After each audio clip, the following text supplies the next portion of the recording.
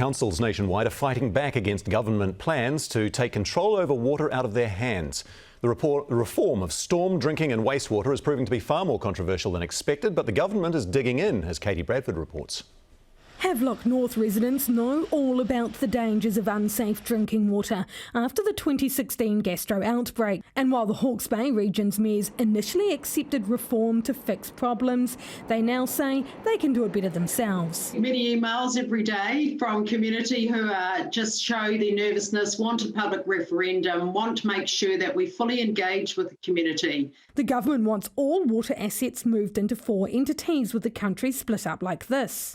They say it'll save up to $180 billion, with infrastructure in most regions in urgent need of repair. But almost all of the 67 councils are now calling for at least a pause or even a halt. The decision that we made to provisionally opt out continues to be our stance. The government's plans are really, I think, dead on arrival.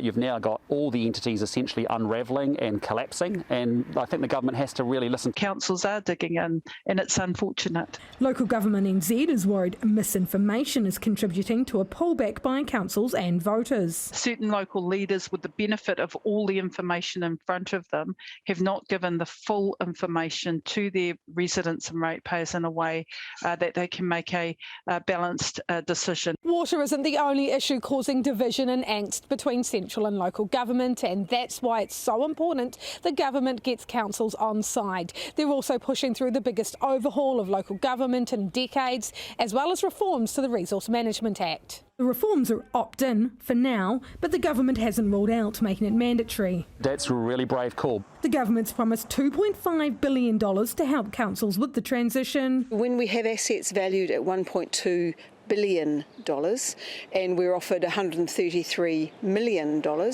Ratepayers have a few more weeks to make sure councils tell the government what they really think. Katie Bradford, One News.